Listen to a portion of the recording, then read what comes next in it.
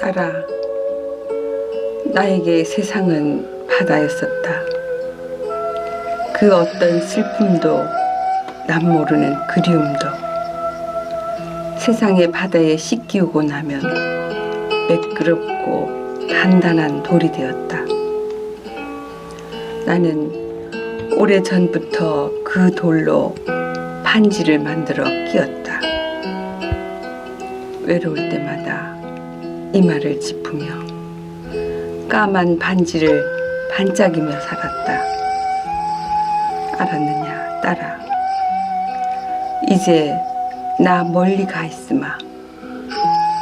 눈에 넣어도 안 아플 내 딸아. 서두르지 말고 천천히 뜨겁게 살다 오너라. 생명은 참으로 눈부신 것.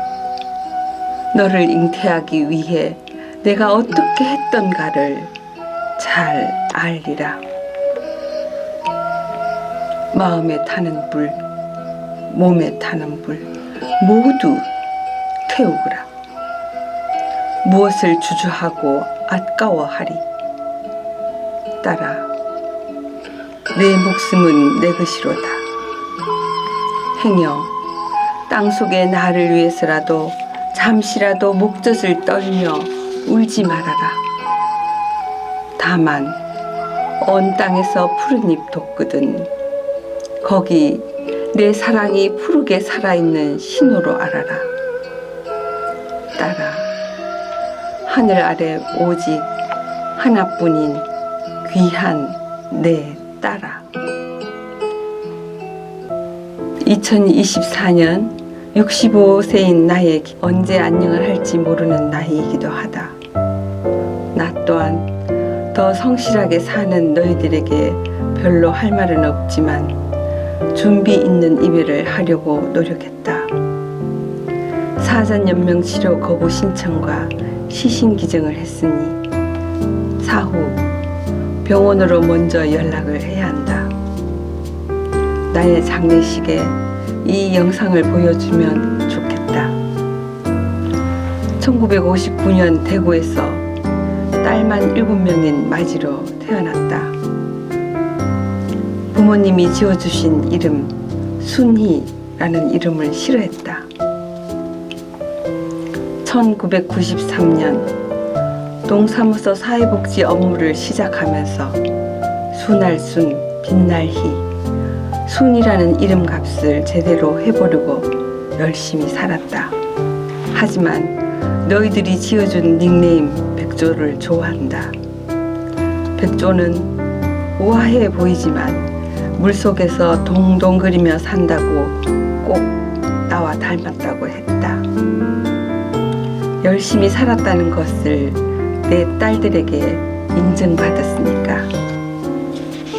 젊음, 청춘이 다들 좋다고 하지만 난 빨리 할머니가 되고 싶었다. 굳이 나이를 되돌려 준다면 억울했던 초등학교 1학년 때로 돌아가고 싶다. 전학 온 지 며칠 되지 않았는데 선생님의 지갑이 분실되었다. 그런데 내가 도둑으로 몰렸다. 수업 시간에 수업도 받지 못하고 교탁, 선생님의 책상 아래에 있어야 했다. 선생님의 협박과 회유에 거짓 실토를 했다. 급기야 호랑이 같은 우리 엄마가 학교에 불려왔지만 그 순간 풀려나기 위해 거짓말을 했으니 지갑이 나올 리가 없었다. 끝까지 안 했다고 했어야 했다. 그러나 그때는 그 선생님이 너무 무섭고 두려웠다. 하지만 좋은 추억도 있다. 학교 줄당번이 되면 옥수수 식빵과 덩어리 우유를 받게 된다. 빵과 우유를 집으로 가져오면 동생들과 맛있게 나눠 먹을 수 있었다. 간식이 귀한 시절, 그건 꿀맛 같았다. 커서야 알게 되었다. 옥수수 빵과 우유는 미국의 원조품이었다. 3학년 때는 음악 실습 시간 선생님의 풍금에 맞춰 나비나비 흰나비를 얼마나 맛깔나게 불렀는지 학생들이 나를 쳐다보는 눈망울과 노래가 끝나자 선생님이 칭찬을 아주 크게 해주었다. 그러나 10대 사춘기를 험난하게 그리고 낭비했다. 내가 배우기를 이렇게 좋아하는 줄 그때 알았다면 아마 내 인생이 바뀌었을 것 같다. 딸만 7인 맞이로 내 도움만 기다리고 엄마는 나에게 공부할 시간을 주지 않았다. 엄마를 힘들게 하는 아버지. 난 이 두 사람이 미웠고 원망하기만 했다. 사기도 그 외 산전수전 공중전이라고 할 만큼 여러 가지 일들은 나의 어리석음과 욕심과 내 잘못이었다. 이제 모든 것을 물처럼 흘려보내고 있다. 우리 손녀들은 청소년기를 재미있게 성실하게 살기를 바랄 뿐이다. 어려움이 오면 너무 흔들리지 말고 장래의 내 자신을 그려보았으면 좋겠다. 88 올림픽 즈음 대구를 떠나 지인 한 명 없는 부천으로 이사 와서 이제는 부천이 나의 제2의 고향이 되었다. 부천 시민으로서 공직에 있으면서 여러분들의 덕분으로 살았다. 부천에 대한 나름의 감사의 표시로 너희들 결혼식 때마다 축의금 중 10%를 불이웃돕기를 했다. 동사무소에 근무할 당시 2가지 사건이 생각난다. 그때 동사무소 직원은 동네 부과 같았다. 체납 차량 번호판도 떼러 새벽에 출근하고 눈이 많이 오면 제설 작업도 나가고 골목길 청소도 나가고 거리 캠페인도 나갔다. 그 외 본인 업무 외에도 잡다한 일들을 모두 나누어서 했어야 했다. 그러던 어느 날 장마의 폭우가 겹쳐 비상이 걸렸다. 은 잠수되는 집이 많아 양수기를 들고 물을 퍼주러 현장을 나갔다. 반 지하인 우리 집에는 초등학생인 너희 둘만 두고서 물 퍼주는 몇 시간이 몇 년 같았다. 일 마치고 돌아오니 둘이 새근새근 자는 모습에 얼마나 울었는지 다음날 호빵 같은 얼굴로 출근을 해야 했다. 명절이면 독거노인 10여 명을 집으로 초대하여 식사 대접을 했다. 처음에는 어르신들을 서먹서먹하게 대하였지만 해를 거듭할수록 상차림도 도와주고 배웅도 해주는 모습이 너무 기특하고 흐뭇했다. 그런데 그 내용을 소재로 둘째가 글짓기해서 내가 자간 어버이상을 받으러 오라는 선생님의 연락에 엄청 당황스럽기도 했지만 기뻤다.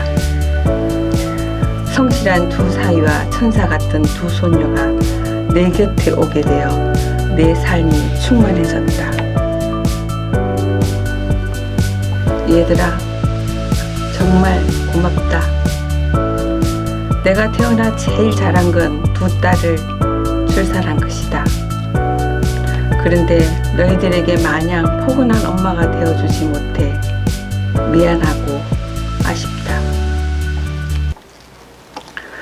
퇴직 1년을 앞두고 암으로 5년간 투병 생활을 했다. 그러나 난 죽음이 두렵지 않았다. 그저 묵묵히 의사의 지시대로 투병 생활을 했다. 전체 탈모가 되고 가장 힘들었을 때 엄마가 돌아가셔서 미안하고 안타까웠다. 아프기 때문에 새롭게 보여주는 현상들도 있었고 가족, 친지, 친구, 지인의 격려와 사랑을 재확인할 수 있었다.